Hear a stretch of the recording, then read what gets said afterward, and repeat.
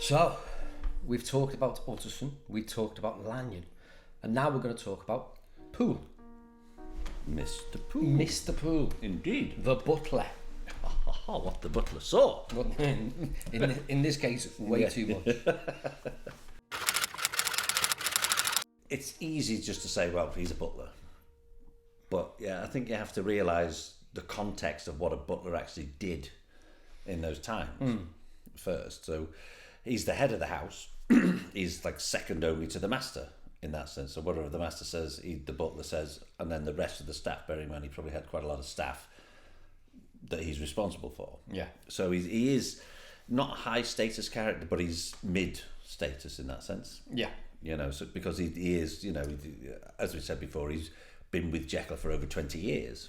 Yeah. So if Poole's say 40, he's worked his way up from, say, perhaps the gardener to the cook to the whatever. Yeah. So now he's top of the downstairs tree in that sense.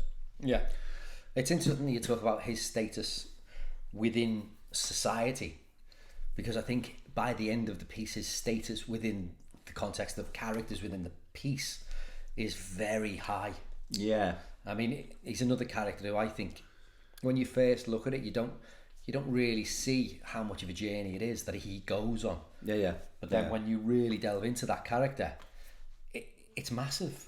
Yeah. But he's the catalyst that drives the story in that sense. Yeah. So without somebody like Poole, without the Poole character, Utterson would never find out what's going on. No.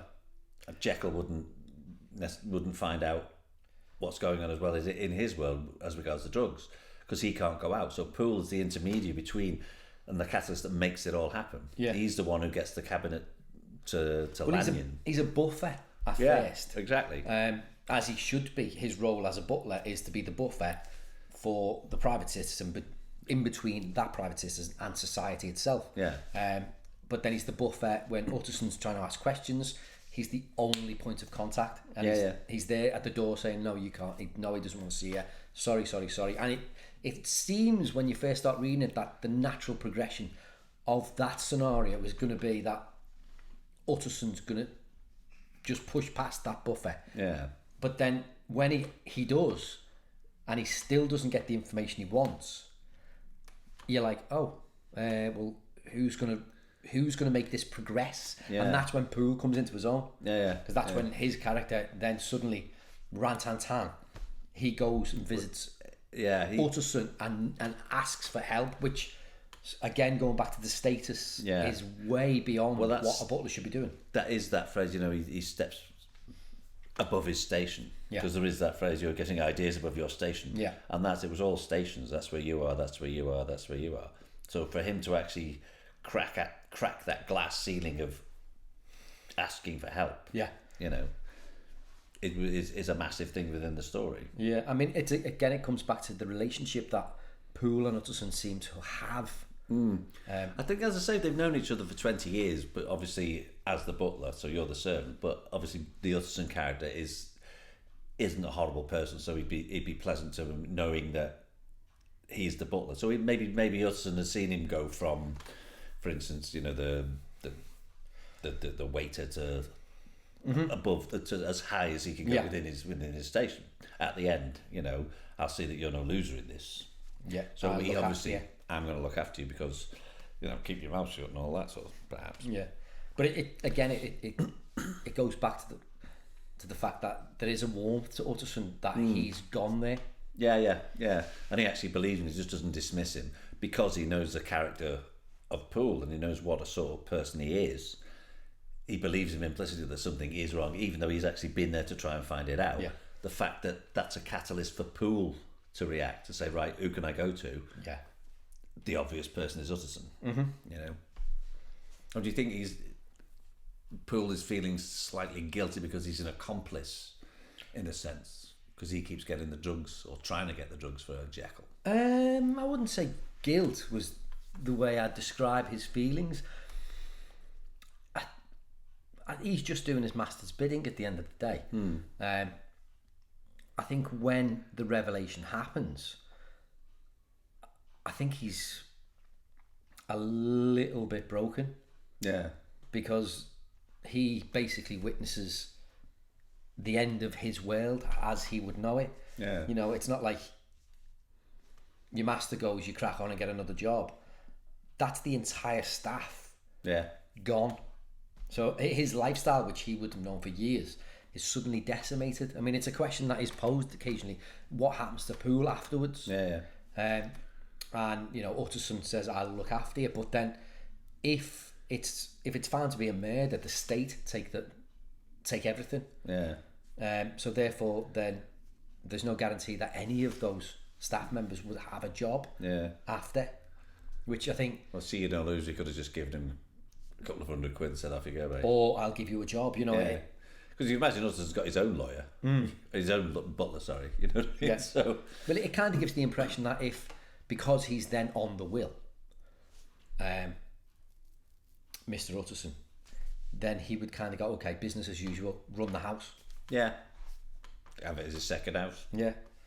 But yeah, I mean, it's a big journey, I think, that Poole goes on. Because when he first starts, he's not imposing himself in any of the scenes, he's just there.